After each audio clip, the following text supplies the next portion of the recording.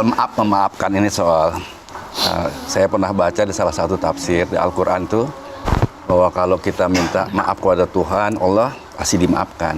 Ya. Tapi Tuhan juga tidak bisa ikut campur antar hubungan antar manusia. Ya. Bagaimana misalnya kita ribut tapi ya maaf kan gampang diucap.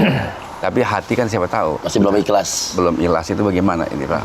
Masih Karena belum ikhlas. panjang itu. Apalagi kalau misalnya kita udah meninggal Ustaz, itu belum bermaaf-maafan dengan tetangga, dengan orang lain itu. Maaf ini Pak Lalu diambil dari kata afa, ya'fu, afwan, ma'fu. Maaf itu bahasa Arab. Artinya air yang naik ke pantai pasir. Ini kan pasir di pantai kan ada bekas tapak kaki kita nih. Nah, pas lagi saya datang ke kampung Pak Lalu di Lombok, pantainya yang indah, ada bekas tapak kaki kan, lalu datang ombak, lalu kemudian hilang kan, nggak berbekas. Itulah arti maaf. Itu arti maaf. Jadi kalau ada orang sudah dimaafkan dia, sudah. Kamu Idul Fitri datang ke rumah dia, 7 turunan saya nggak akan ketemu. Berarti belum maaf karena masih berbekas. Nah, tapi kan ada yang ngomong kalau berbuat salah itu seperti mencabut paku di kayu. Bolongannya masih bekas, ada. ya. Ditutupi pakai semen, ditutupi pakai dempul, dicat lagi sampai nggak terlihat. Lewat istighfar. Oh. Ketika diperbaiki namanya ghafaro. Nggak berbekas lagi namanya ma'fu. Maka ghafaro dan ma'fu dipakai dalam duduk antara dua sujud. Rabbil firli Warham. Rabbil firli ghafaro. Rabbil firli warhamni wajburni warfa'ni warzuqni wa'afini wa'afu anni. Coba lihat indahnya doa itu. 8 kan? Ya. Pertamanya ghafaro, tutupi, wa'afu, hilangkan. Rabbil firli warhamni wajburni warfa'ni warzuqni wahdini wa'afini wa'afu. Ampunin. Hapuskan sampai tak berbekas. Mudah-mudahan Allah semua melepaskan. Amin, amin, amin. Karena orang yang nggak bisa menghapus itu, dia hanya sedang memperberat dirinya sendiri ya? dirinya sendiri. Misalnya kita nggak bisa maafkan orang, apakah berefek ke orang itu? Enggak kan? Ya. Mau kita maafkan nggak kita maafkan, ya dia nasib dia tetap begitu. Justru itu hanya memperberat memori kita. Harddisk kita ini jadi berat gara-gara mikirin itu. Tapi Ustadz, Raja Jadi itu yang pernah disebut dengar, overthinking itu ya? Overthinking, overthink. Iya Bang Raja. Raja dulu pernah dengar Ustadz, jadi waktu itu Rasulullah memaafkan sahabat atau apalah ya, tapi Rasulullah nggak mau ngelihat mukanya beliau lagi nih Ustadz, orang itu yang berbuat salah itu Ustadz. Ketika Nabi membalik jenazahnya, ternyata hidungnya dan telinganya digunting. Kalau istilah bahasa sirahnya muthilat bihi. Saya cari di kamus, muthilat bihi, mutilation. Telinga digunting, hidung dipotong, dimasukkan benang, dijadikan liontin. Lalu kemudian diambil hirbah tongkat pendek, dia tusukkan ke tulang belakang, hazaztuhu, aku goncangkan sampai keluar maaf baina fakhidaihi, jadi keluar di antara dua tulang pahanya. Tombak itu ditusukkan ke tulang belakang, tembus ke bawah Oleh malaikat mungkar dan nakir. oleh si laki-laki berkulit hitam tadi namanya Wahsy. Yang membunuh Hamzah. Yang membunuh, laki-laki yang dibunuh ini namanya Hamzah. Paman Nabi, Hamzah bin Abdul Muttalib. Dialah yang menggoncang itu. Dia sendiri cerita setelah masuk Islam. Hazaztuhu, ku goncangkan. Lalu kemudian datang seorang perempuan namanya Hindun, membelah jantung Hamzah dan mengambilnya, mengunyah jantung, karena dia bernazar kalau Hamzah mati akan kukunyah jantungnya. Kunyah dendam. Peristiwa itu terjadi tahun ketiga. Uhud. Perang Uhud. Tahun 4, tahun 5, tahun 6, tahun 7, tahun 8, 5 tahun setelah itu.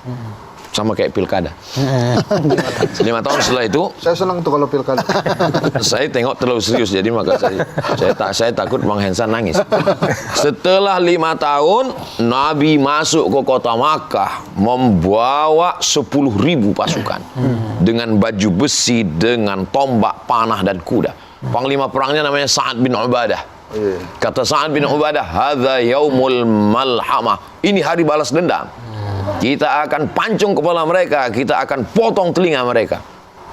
Hadza yaumul malhamah. Nabi panggil Sa'ad. Ta'al ya Sa'ad, sini Sa'ad. Apa kata Nabi? Hadza yaumul marhamah. Ini hari berkasih sayang. Kan mau perang, Ustaz. Enggak terjadi perang di Mekah. Enggak ada satu pun telinga orang-orang Makkah itu yang digunting telinganya. Abu Jahal, Abu Lahab sudah mati duluan. Tahun ke-8.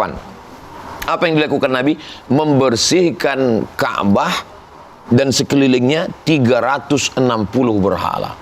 Setelah bersih semua, Bilal disuruh naik ke atas Ka'bah untuk mengumandangkan azan. Azan wahai Bilal. Selesai itu Nabi tegak di depan Ka'bah bertanya, "Ya ahla Makkah, hai penduduk Makkah, kalian mengusir aku, pamanku kalian gunting, kalian kunyah jantungnya. Ma taf'alu ma tazunnuna anni fa'ilum bikum?" Kira-kira apa yang akan kulakukan terhadap kalian? Nabi dengan 10.000 pasukan, dia bisa pancung kepala mereka semua. Apa kata penduduk Makkah? Akhun karim wa benu akhin karim. Kamu saudara kami ya Muhammad. Wa benu akhin karim. Ayahmu juga saudara kami. Ternyata kalau kita sudah menang, semua ngaku saudara. Persis. Persis ya. Iya. Wa bunu akhin karim, engkau saudara kami, engkau saudara kami ya Muhammad sallallahu alaihi wasallam. Lalu apa kata Nabi? Inilah yang ditulis oleh orientalis sejarah, ditulis dengan tinta emas. Apa kata Nabi? Idhabu, pergilah kamu semua. Idhabu wa antumut tulaqa, kalian bebas, enggak ada satupun yang dipaksa untuk masuk Islam. Turunlah ayat, idza jaa nasrullahi wal fath. Ketika datang pertolongan Allah dan kemenangan, wa ra'aitan nasa yadkhuluna fi dinillahi afwaja. Mereka masuk ke dalam agama Allah, agama Islam, afwaja, berbondong-bondong. Tapi ingat, berarti kalau udah selesai ini, hati-hati. Fasabbih, bertasbihlah. Jangan merasa angkuh, sombong. Katakan subhanallah. Fasabbih bihamdi rabbika. Jangan sombong, jangan angkuh. Wastaghfir, minta ampun sama Allah. Innahu kana tawwaba. Kemana Wahsy? Mana Wahsy? Wahsy lari ke Taif. Pontang-panting dia lari 100 km. Setelah Nabi 19 hari di Makkah.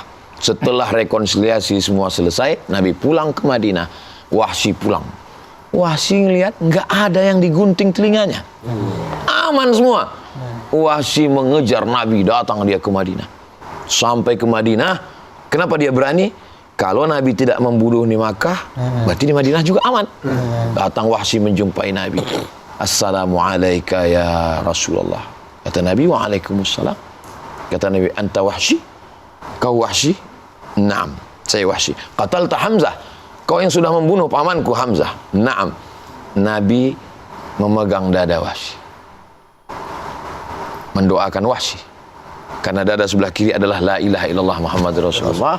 Nabi memaafkan. Lalu keluarlah ucapan yang ditanyakan Bang Raja tadi. Apa kata Nabi? Aghib wajhaka anni. Aghib wajhaka anni, palingkan wajahmu dariku wahai Wahsy. Dendamkah Nabi? Tidak. Hati Nabi bersih. Lalu kenapa Nabi minta supaya Wahsy memalingkan wajahnya? Karena Nabi mengingat wajah pamannya setiap dia melihat wajah Wahsy. Tapi Nabi mendoakan Wahsy dan doa Nabi dikabulkan Allah Subhanahu wa taala. Apa yang terjadi? Wahsy seumur hidupnya selalu melihat tangannya sebagai orang tangan penjahat yang pernah membunuh orang paling baik, Sayyidus Syuhada. Maka dia mesti membalaskan tangan ini juga pun mesti berbuat baik. Sampai akhirnya Nabi meninggal, naik Abu Bakar Siddiq, muncul Nabi palsu bernama Musailamah Al-Kadzab. Abu Bakar mengutus pasukan, Wahsy ikut. Akhirnya Wahsy lah yang membunuh Nabi palsu bernama Musailamah Al-Kadzab. Setelah itu barulah Wahsy puas. Apa kata Wahsy? Tanganku memang pernah menghabisi orang paling baik, tapi dia juga pernah membersihkan dengan menghabisi orang paling jahat.